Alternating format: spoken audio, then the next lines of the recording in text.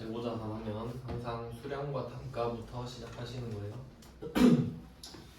수량은 두 개밖에 없었고 같이 하면 혼합법. 문제로는 지금 많이는 안 나와 있죠. 그냥 선지로 나올 것 같아요. 그럼 이제 그 평가 방법이니까 오른쪽을 보시면 되거든요. 그래서 뭐 정확히 따지면 개별법이 원칙이에요. 근데 이 방법을 쓰기가 어렵거든요. 이제 그 이유를 좀 말씀을 드리면,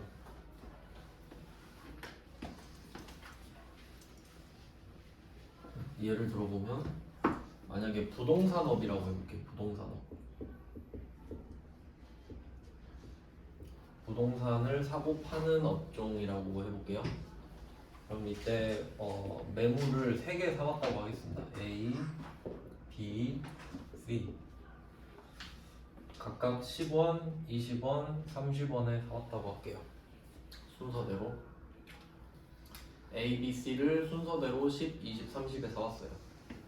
그리고 이거를 팔려고 내놨는데 누가 B를 사고 싶대요. B를 21원에 사고 싶대요. 그럼 우린 이거를 21원에 팔겠죠? 이게 개별법이에요. 지금 순서상으로 A, B, C대로 사왔지만 누가 B를 산다고 하니까 B로 회계 처리를 했죠. 그러면 이때 21은 수익이고 20은 비용이 되겠죠. 그러니까 재고자산 개별적으로 수익과 비용을 관리한다는 뜻이에요. 개별법은. 근데 요거를 하기가 힘들겠죠. 네, 그래서 예외가 아래쪽인데 실질적으로는 선입선출법이 대장입니다. 여기서는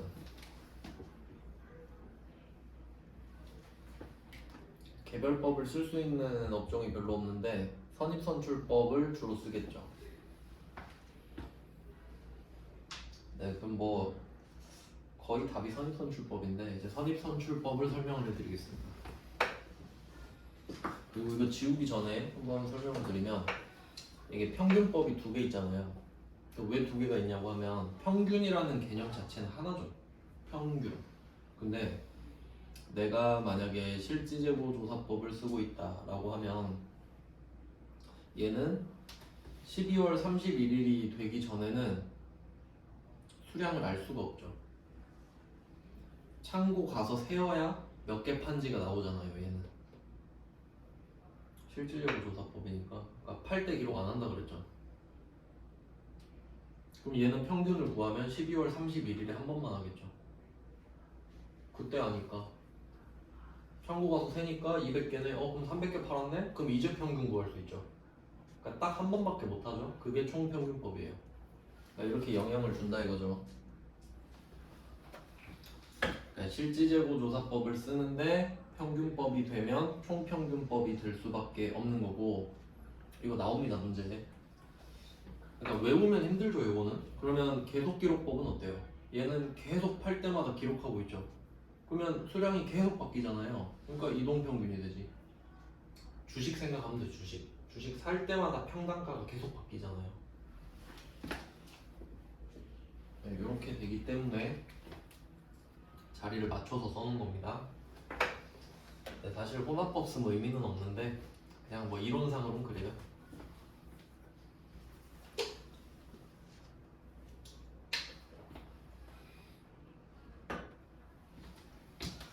네, 뭐 이렇게 하고 그럼 이제 선입선출법을 설명을 해드리겠습니다. 이거 진짜 잘 나옵니다 시험에.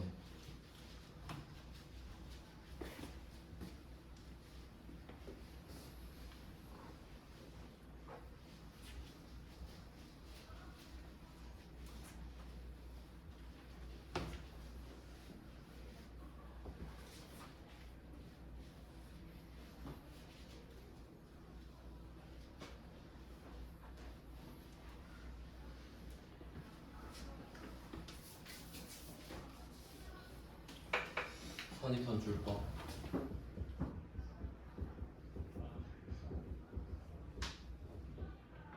그리고 전제가 하나 필요한데 물가가 오른다는 전제입니다.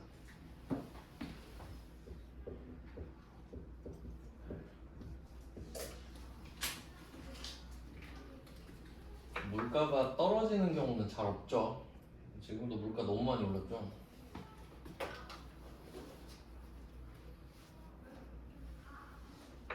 그 커피 그 중에 레시피 있잖아요. 레시피 파란 색깔 캔 아세요? 그거 1,000원 넘어요 지금. 그 편의점에서 사면 원래 500원짜리잖아요 이게. 물가 많이 올랐다는 뜻이에요. 그러면 물가가 오른다고 했을 때 그러면 이게 단가를 결정한다라는 게 말이 되는지 생각해 보세요. 가격을 내가 결정할 수 있냐 이거예요. 한번 생각을 해볼게요. 가능할까? 그러니까 이걸 이해해야 되거든요. 그럼 우리가 이렇게 해볼게요. 100원에 샀어요 물건을. 그리고 마지막에 1,000원에 사오는 거예요. 상품을. 그럼 100원, 200원, 300원 이렇게 쭉 사서 10개 사왔다고 합시다. 이해됐죠 상황? 지금 100원 단위로 10개 산 거예요. 100원, 200원, 300원, 400원 이렇게 다 쓰기 귀찮으니까. 자 그럼 이때 10개를 팔았다고 할게요. 그럼 매입원가부터 한번 구해봅시다. 매입원가 100원부터 1,000원까지 다 더하면 5,500원이에요. 이거 그 100원 1,000원 더하고 200원 900원 더하면 1,100원짜리 5개 나오죠? 5,500원.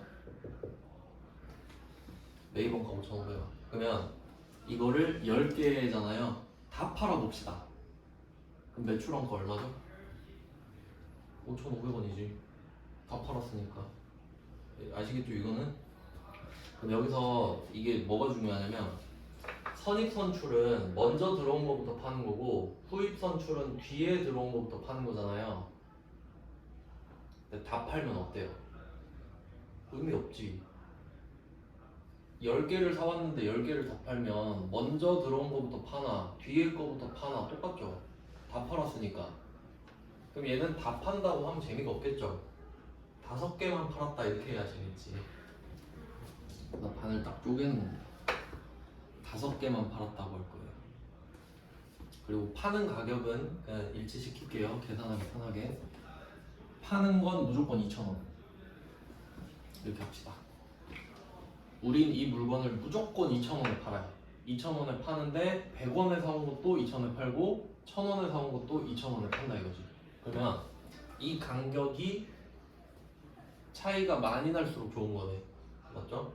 자 그럼 5개를 팔아요. 그러면 5개를 판 건 팩트죠. 왜냐면 10개 중에 5개가 사라졌으니까. 그럼 이때 5개를 팔았는데 6개로 팔았다고 하면 안 되잖아요. 그럼 말이 안 되는 거잖아요.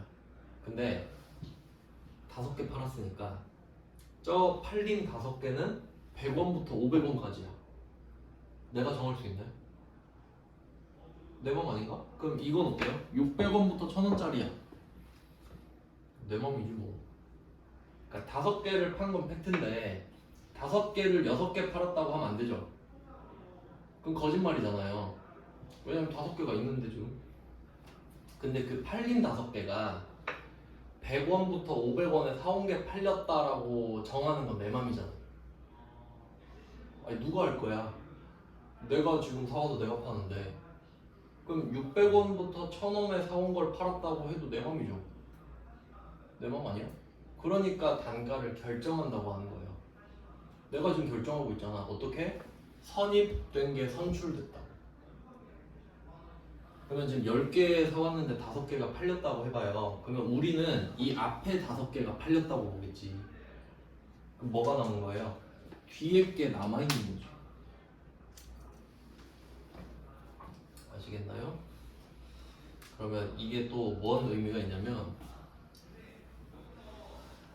이렇게 선을 여기 양쪽으로 그리면은 이 아래쪽 있죠, 아래쪽 간격이 이거 좁잖아요. 여긴 넓죠. 요 밑에 있는 간격은 자산이에요. 맞아요?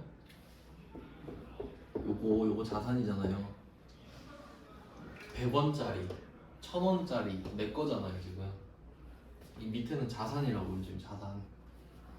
그럼 내가 선입선출법이니까 요게 지금 팔려 나간 거 아닙니까? 팔려 나갔지. 그러면 매출원가가 매출액부터 해볼게요. 매출액은 무조건 10,000원입니다. 한 개당 2,000원에 판다 그랬죠. 그럼 얘가 5개 팔리든 얘가 5개 팔리든 매출액은 10,000원이죠. 요건 맞죠? 일단 매출액 10,000원 픽스 돼 있습니다. 얘는. 근데 문제는 매출 원가가 얼마냐 이거잖아요. 요거 어떻게 할래? 그럼 우리는 선입선출이니까 100, 200, 300, 400, 500을 팔았다고 하겠습니다. 이 말이죠. 이게 먼저 들어왔으니까. 그러니까 이게 왜 물가가 이야기가 돼야 되냐면 물가가 오르니까 선입선출을 하면 싸게 사왔던 애들을 판 거잖아요. 근데 만약에 물가가 떨어지면 어때요? 처음엔 비쌌는데 갈수록 싸지겠죠. 물가가 떨어지면. 그러면 처음에 팔린 게 비싼 애들일 거 아니에요. 1,900, 800, 700, 600 이렇게 될 거 아니에요. 그러니까 물가 방향도 중요해요. 그러니까 선입선출법이다 라고 했는데 물가 이야기를 안 할 수는 없는 거예요. 근데 만약에 말을 안 하면 오르는 거죠 당연히. 물가가 오르니까. 물가가 떨어지는 게 말이 안 되죠. 최저시급이 오르는데. 그럼 여기서 선입선출법을 썼을 때 매출원가는 100, 200, 300, 400, 500이죠. 요거 100, 200, 300, 400, 500에 사온 걸 준 거잖아요. 그럼 그 자산이 사라지면서 비용이 되겠지. 그럼 매출원가는 1,500원이죠. 1, 2, 3, 4, 5니까.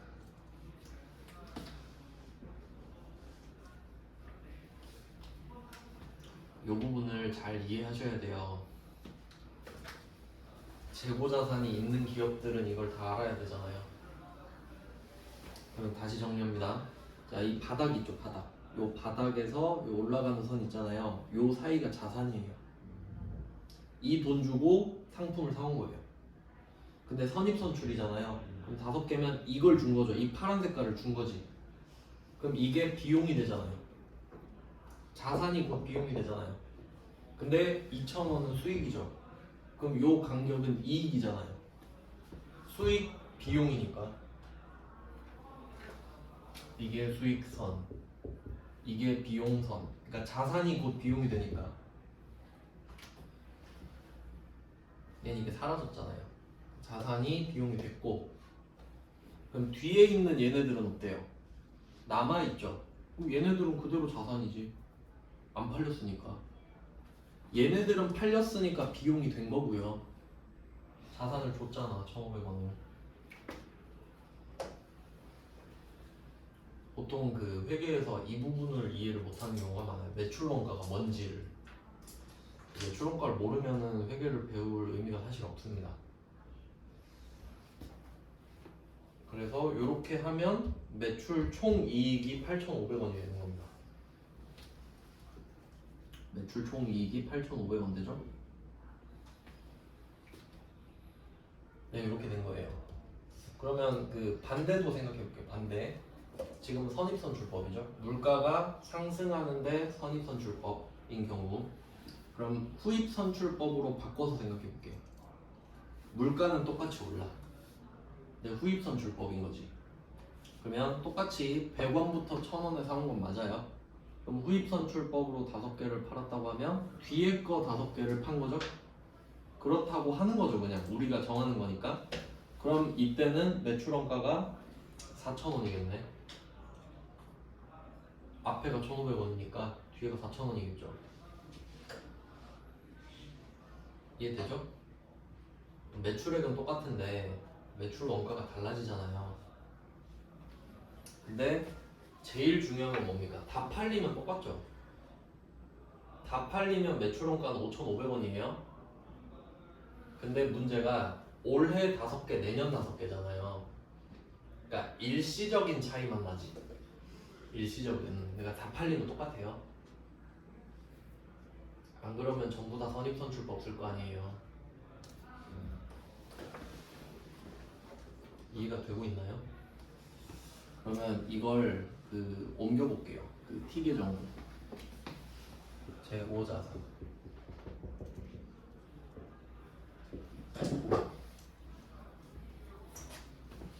여긴 금액으로 쓸게요. 금액. 자, 기초가 없다고 하고 매입이 5,500원이죠 지금. 네, 요건 정해진 겁니다. 내가 쓴 돈이 5,500원이니까 100원부터 1,000원까지 사오는 게. 그러면 토탈 5,500원이죠?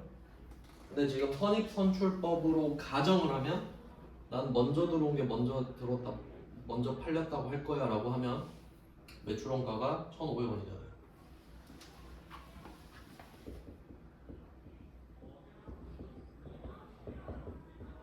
그럼 자연스럽게 기말재고가 4,000원이 되고 5,500원 끝. 이렇게 되는 겁니다. 그럼 여기서 차변은 안 변합니다. 차변은 안 변해요. 기준이 되는 거니까. 근데 여기서 매출원가가 1,500원일 수도 있고 4,000원일 수도 있죠. 후입선출법 하면 4,000원 되잖아요. 그러면 얘는 후입선출법에 비해서 적죠. 후입선출법은 4,000원인데 선입선출법 쓰면 1,500원이잖아요. 그러니까 후입선출법이 들러리라고 그랬잖아요. 그냥 선입선출법을 맞춰주는 애인 거예요. 그러면 걔보다는 작다. 그러면 기말재고도 마찬가지죠. 후입선출법 쓰면 1,500원인데 선입선출로 하니까 크죠. 후입선출법에 비해서입니다. 항상 기준은. 그래서 지금 이렇게 세 파트로 본 거예요. 세 파트. 여기에 기본이고 요거를 설명하는 내용, 이걸 그림으로 옮긴 거. 그러니까 요거는 재고자산만 이야기를 하기 때문에 5,500원이랑 1,500원만 있는 거예요. 매출액은 수익이니까. 그래서 이 그림으로 봤을 때 이렇게 하시면 돼요. 이 왼쪽은 없잖아요 이제. 얘는 매출 원가입니다. 얘는 없어요. 내가 안 갖고 있다. 그럼 요거는 팔린 거. 얘는 없죠 지금. 비용 됐죠?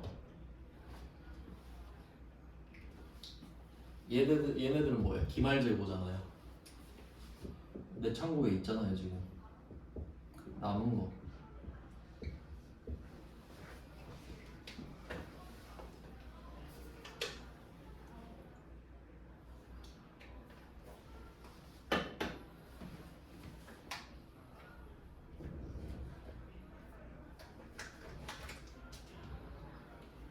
네, 이렇게 됐어요. 이제 결과를 낼게요.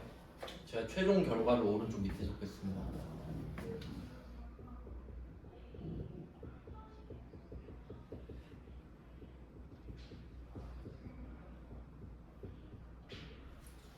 이것만 뭐 외우든지 어떻게 해서 하면 답은 다 풀어요.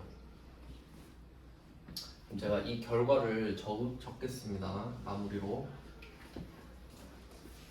저는 이렇게 생각하거든요. 선입선출법을 썼다고 하면 10개를 사왔는데 5개를 판 거야. 이렇게 좀 이야기를 생각하는 거죠. 그러면 창고에 5개가 남아있잖아요. 5개만 팔았으니까. 그럼 남아있는 것부터 이야기를 해볼게요. 기말재고. 이건 자산이죠. 사왔는데 아직 안 팔았으니까. 5개가 지금 남아있단 말이에요. 창고에. 요 파란색이죠 지금. 요거.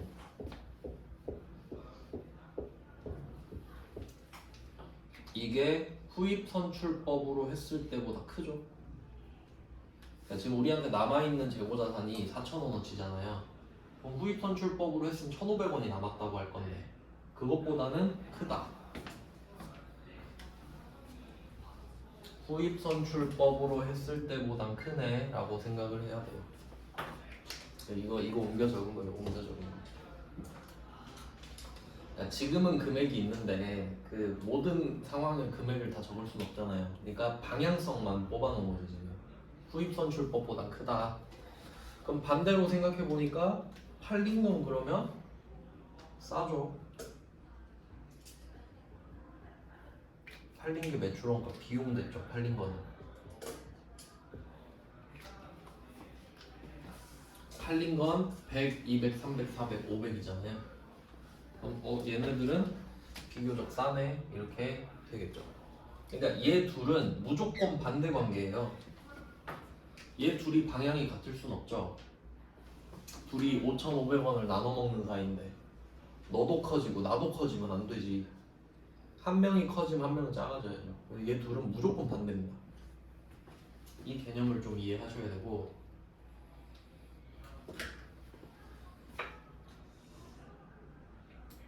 네, 그러면 여기서 그 수익은 똑같다고 가정했죠, 제가. 수익은 어차피 같다고 가정하거든요. 그러면 수익이 똑같은데 비용이 작아지면, 수익이 똑같은데 비용이 클 때랑 비용이 작을 때랑, 비용이 작으면 이익이 크죠. 뭐 보통 당기순이익으로 많이 내거든요.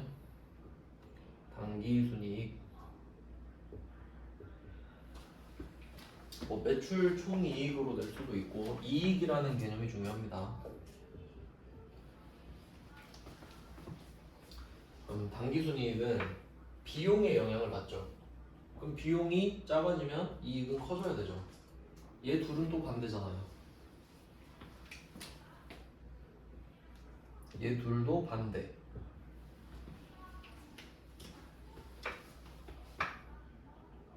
그럼 결과적으로 보니까 기말재고랑 당기순이익의 방향이 어때요? 당연히 같지, 무조건. 반대 관계니까. 이렇게 하면 사실 끝인데, 혹시 뭐 법인세 이야기까지 한다면, 법인세는 이건 그냥 찍어서 맞출 수 있습니다. 이익이 커 보이잖아요. 그럼 세금을 많이 내요, 적게 내요? 많이 내겠지, 당연히. 그래서 이거 그 이익을 크게 보이게 하는 게 분식회계잖아요. 갈아치는 거. 그 분식회계를 하면 세금도 더 내야 된단 말이에요, 실제로. 그거 각오하고 하는 거니까. 돈은 많이 벌었는데 세금은 안 낼게요 할 수는 없잖아요. 그래서 요게 결과예요. 이게 결국 답이에요. 그러니까 이 답을 이해시키려고 그림을 그린 거고, 나는 도저히 모르겠다, 그럼 외우시면 돼요. 그럼 한번 풀어볼게요. 이걸로 다 풀 수 있나? 자, 이제 드디어 푸네요, 문제. 근데 다 풀어요. 이제 쭉 풀 거예요. 자, 31번. 다음과 같은 특징이 있는 재고자산의 평가 방법으로 옳은 것은 평가죠. 이거 수량이 아니라 단가예요. 네, 그러면 맞는 거니까 답은 한 개밖에 없죠. 첫 번째 줄에 기말 재고자산이 최근에 매입한 단가가 적용되므로 시가에 가깝게 표시된다. 이걸 한번 생각해 볼게요. 기말 재고자산이 남아있는 거죠. 이게 시가에 가깝게 표시된다라고 돼 있거든요. 그럼 물가가 오를 수도 있고 내릴 수도 있죠. 근데 지금은 그 상관없어. 오르든 내리든 시가니까. 맞아요. 올라도 시가, 내려도 시가잖아요. 그러니까 이건 방향 상관없어 지금. 그러면 선입선출법은 그냥 오른다고 치면 앞에 걸 팔았죠. 그럼 남은 게 뒤에 거죠. 시가에 가까워요. 가깝잖아. 그럼 만약에 후입선출법이면 뒤에 걸 팔았죠. 그럼 남은 게 앞에 거잖아요. 그럼 시가랑 멀죠. 그 말이에요. 그러니까 이거 선입선출법이잖아요. 답. 시가에 가깝다. 그러니까 여기서 기말 재고 자산이 시가에 가깝다. 이거 두 개로 찾는 거예요.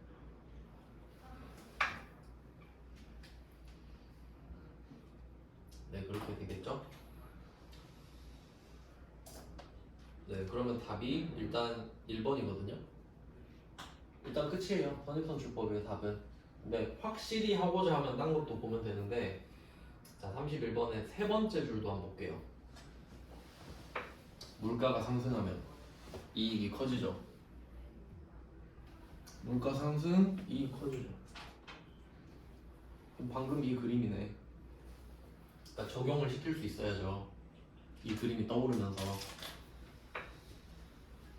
그러니까 이 문제는 솔직히 외우기 힘들죠. 이거는 이해하셔야 돼요. 시간이 좀 걸리더라도. 아니면 이거 어떻게 외울 거예요 도대체? 다 외워야 되는데 그러면. 그러니까 요거는 팁이 뭐냐면 그러니까 이거를 어떻게 생각하냐면 역발상이에요. 지금 제가 딱 하나만 알려드렸죠. 선입선출법 물가 오를 때. 그러면 출제자가 이렇게 낼 수도 있잖아요. 선입선출법인데 물가가 떨어지는 경우 낼 수도 있잖아요. 그럼 내가 그걸 다 외울 거야? 나는 그냥 이거 하나만 외우는 거예요. 그러면 이 기준에 갖다 대 그냥. 그러니까 나는 그냥 선입선출법 물가 오를 때만 알고 있으면 돼요. 그러면 지금 이익이 커진다죠. 근데 31번에 세 번째 줄이 이익이 커진다잖아요. 물가 상승 이익 커진다. 그럼 이거 선입선출법이지. 내가 아는 거랑 맞잖아요. 그럼 만약에 당기순이익이 작아진다 그러면 반대니까 후입선출법이지. 그렇게 푸는 게 낫죠? 안 그럼 4개 해야 돼요. 선입선출 물가 오를 때, 선입선출 물가 떨어질 때, 후입선출 물가 오를 때, 후입선출 물가 떨어질 때. 4개를 어떻게 다 해? 한 개만 제대로 하고 바꾸면 되죠. 그러니까 이거 하나만 하면 된다. 근데 결론은 이해를 해야 된다는데, 그러니까 이걸 당연히 많이 내지 않을까? 내면 다 틀리는데. 근데 이게 계속 보다 보면은 뭐 이해도 되고 암기도 되고 그래요. 그러면 31번은 첫 번째 줄과 세 번째 줄을 보니까 확실히 선입선출법이 맞아요. 그 다음에 현재 수익의 과거의 원가가 대응된다는 과거의 원가. 그러니까 지금 팔아도 과거의 원가죠. 뭐 그런 뜻이에요. 자, 32번도 볼게요. 자, 32번 문제. 이것도 보고 무슨 생각해야 돼요? 우린 그냥 선입선출법 물가 오를 때 딱 얘만 생각해요. 그리고 맞나 아닌가만 보는 거야. 그럼 첫 번째 줄에 보니까 물가 상승 시 당기순이익이 과대. 내가 아는 거랑 똑같죠? 그럼 답은 선입선출법.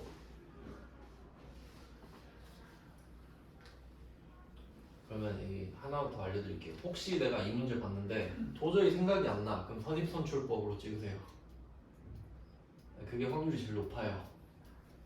이것까지는 안 하려고 했는데. 그러면 그 32번에 두 번째 줄은 기말재고 자산이 현시가를 반영하고 있다. 그 같은 말을 좀 계속 다르게 표현하는 것 같죠? 패러프레이징 하고 있죠. 그 다음에 세 번째 줄 32번의 세 번째 줄은 인플레이션이라고 나오는데 요건 물가가 급등하는 겁니다. 인플레이션이. 그러니까 여기서는 방향만 보면 돼요. 물가가 오른다는 뜻이죠. 물가가 오른다는 거예요. 그럼 얘는 갑자기 경영진의 경영 실적을 높이려는 유혹을 가져올 수 있다? 이게 당기순이익이죠. 경영 실적이 당기순이익이죠. 그럼 요게 컸으면 좋겠다 뭐 이런 말 아니에요? 그럼 그게 당기순이익이 맞죠? 선입선출법. 그러니까 31번과 32번은 똑같은 문제입니다. 일단 이렇게 받고 33번 가볼게요. 자, 얘는 물가가 하락하고 당기순이익이 적죠. 그리고 맞추는 법 생각해 볼게요. 우리는 무조건 물가가 오른다고 생각하거든요. 맞죠? 우린 이거 하나밖에 몰라요. 이거 하나도 모르나 지금? 그러면 물가가 상승하면 당기순이익이 커지는 걸 알고 있죠, 우리.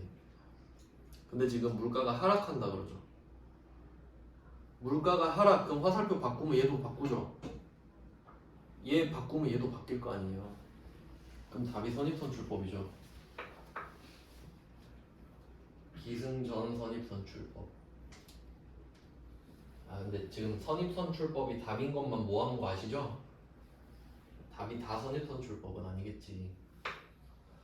그래서 반대로 하는 것도 해본 거예요. 지금 33번. 아 물가가 하락하니까 그러니까 물가가 하락하니까 이 화살표가 바뀌잖아요. 방향이. 그럼 얘네들도 다 바뀌어야지. 맞죠? 위에 있게 바뀌니까 다 바뀌는 거 아니에요? 그러니까 이거 하나만 제대로 해놓으면 예를 들면 이렇게 적용할 수도 있죠. 그럼 만약에 나는 선입선출법인데 물가가 오르는 것밖에 몰라요. 근데 문제에서 이걸 낸 거야. 후입선출법인데 물가가 내려가는 걸 낸 거야. 그럴 수도 있죠. 그러면 화살표 한번 바꾸죠. 물가 내려가는 거니까. 근데 선입인데 후입이래. 그럼 또 바꿔요. 그럼 똑같지. 아시겠죠? 그냥 뒤집는다 생각하면 돼. 선입이 아니라 후입이면 한번 뒤집고 오르는 게 아니라 떨어지면 또 뒤집으면 돼. 그러니까 얘는 후입 물가 떨어질 때랑 똑같겠지 결과가. 근데 외우는 것보다는 이해하는 게 더 낫습니다. 장기적으로 봤을 때. 그래서 결론은 33번이 선입선출법인 겁니다. 하락이니까 당기순이익이 작다. 그럼 방향이 똑같은 거거든요. 네, 그 정도 하시면 될 것 같고, 그 다음에 34번 또 나왔습니다. 자, 이번에는 첫 번째 줄에 물가 상승 나왔죠. 그럼 우리가 아는 건 당기순이익이 크다잖아요. 근데 작다네? 후입선출법이죠. 좀 감이 오죠? 계속하면 늘어요. 계속하면 그때까지 못하니까 익숙해지지 않는 거지. 그래서 이렇게 후입선출법도 찾을 수 있고, 뭐 다른 내용도 보면 34번의 두 번째 줄은 기말재고가 현시가를 반영하지 못하죠. 후입선출법은 뒤에 걸 팔았으니까 앞에 게 남아있을 거 아니에요. 앞에 건 시가가 아니지, 옛날 가격이니까. 그 다음에 34번의 세 번째 줄은 디플레이션 나왔는데 인플레이션의 반대입니다. 그러니까 물가 하락이거든요. 물가 하락. 물가가 하락입니다. 사실 여기까지 볼 필요는 없지만 뭐 분석해보면 우리는 지금 물가가 오르는 것밖에 모르잖아요. 그럼 물가가 오르면 당기순이익은 커지는 거였죠. 근데 얘는 디플레이션, 물가가 떨어지는데 경영실적이 높다 이렇게 되잖아요. 그러니까 후입선출법이지. 반대니까. 네, 상관관계를 이거는 차분히 생각해봐야 돼요. 그러니까 지금 막 제 말 따라서 이해하는 건 좀 힘들고 차분하게 생각해봐요. 집 가서. 그러니까 이런 문제들이 좀 많이 나올 겁니다. 어쩔 수 없어요. 그 다음에 35번 볼게요. 단가 결정 방법이 또 나왔고, 그럼 그 35번에 2번부터 볼게요. 이번에 개별법 나왔죠. 요거는 실무에 적용하기가 어렵다를 떠나서 거의 불가능합니다. 그러니까 참 좋은 방법인데 쓸 수가 없다 뭐 이런 느낌이거든요. 그러니까 실무에 적용하기가 쉽지 않아요. 어렵고 정확한 건 맞지. 아주 정확하죠. 근데 실무에 적용하기가 어렵다라고 하셔야 됩니다. 불가능이라 해도 돼요. 네, 그래서 2번이 바로 틀렸습니다. 이렇게 좀 쉬운 것들 위주로 답을 찾으시면 되고, 그러면 뭐 나머지 선지도 한번 보면은 35번에 1번 선입선출법은 기말재고자산이 가장 최근 매입분으로 구성되어 기말재고자산의 시가에 가깝다. 맞죠?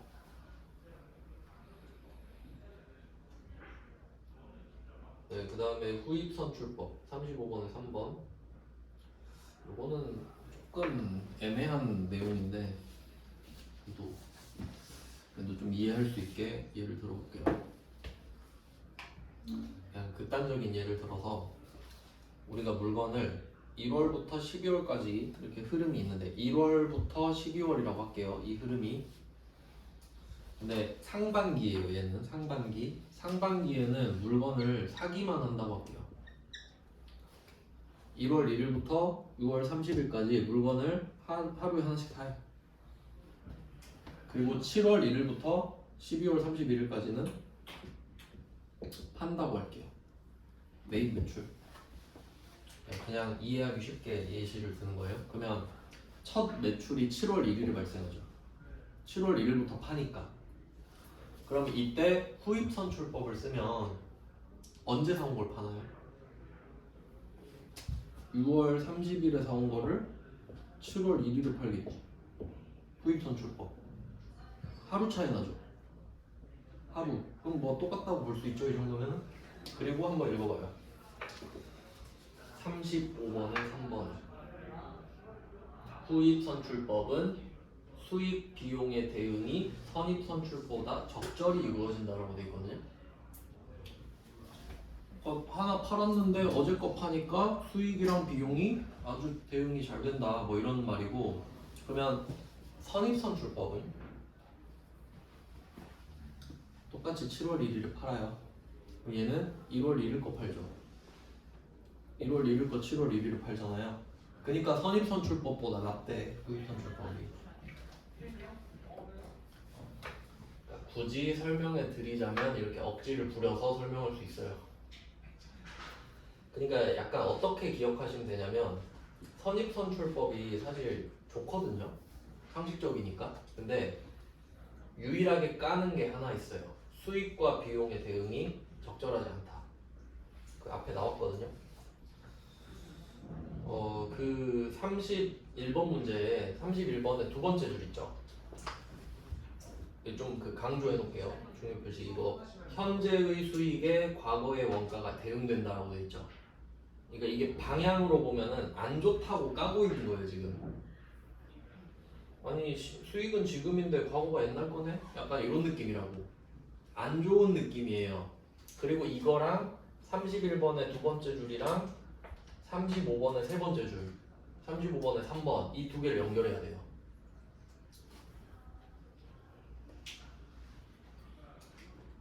그리고 한번 연결해 봅시다. 35번의 3번 수익 비용의 대응이 선입선출법보다 적절히 이루어진다.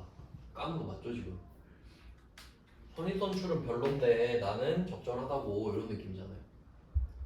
그러니까 여기서 후입선출법은 수익과 비용이 둘 다 현재라는 말이죠. 근데 선입선출법은 수익은 현재고 원가는 과거라 이거지. 네, 그렇게 정리를 하시면 됩니다. 좀 어려운 파트긴 한데 네, 잘 배워놓으시면 나중에 쓸모가 있을 거예요. 그 다음에 35번 4번 평균법은 총평균법, 이동평균법. 이거 같이 써놓을까요? 총평균법 밑에 뭐라고 써야 되지? 실지, 재고, 조사법. 총평균법 밑에다가 실지, 재고, 조사법. 실지, 재고, 조사 했을 때 딱 한 번 평균할 수 있으니까. 근데 이동평균은 계속 기록하니까 계속 바뀌니까 이동을 해야 되죠. 계속 수량이 바뀌니까 이동해야 되죠. 계속 기록법. 뭐 이런 식인데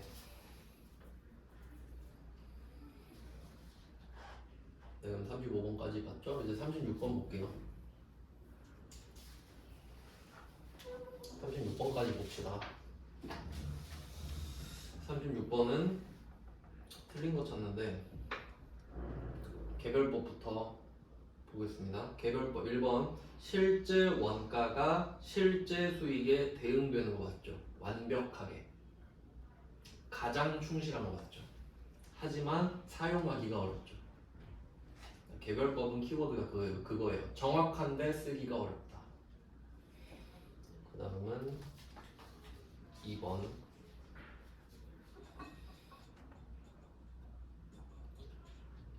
2번은 가중평균법인데 여기서 가중평균법은 위에서 말한 대로 총평균법, 이동평균법을 싸잡아 말하는 겁니다. 가중평균법은 실무적으로 적용하기가 뭐 편리하겠죠. 평균하면 되니까. 근데 수익과 비용의 적절한 대응이 어렵다. 요거는 항상 상대적으로 해석하셔야 되거든요. 그럼 기준이 누구냐 하면 바로 위에 개별법 있죠. 그럼 개별법은 정확하잖아요. 개에 비하면 적절한 대응이 아니겠지. 뭐 그 정도로 해석하시면 됩니다. 그 다음에 3번, 36번에 3번. 선입선출법, 물가상승. 우리 아는 거죠? 선입선출, 물가상승이면 당기순이익이 과대죠? 바로 답 나오잖아요? 틀렸습니다. 36번의 답은 3번.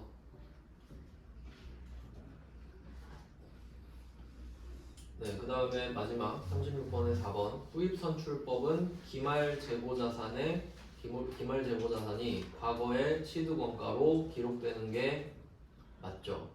뒤에 거를 팔고 없앴으니까 옛날에 사온 게 남아있겠죠. 요거는 좀 생각을 해보셔야 됩니다. 다음 시간에 이어서 볼게요. 네, 고생하셨습니다.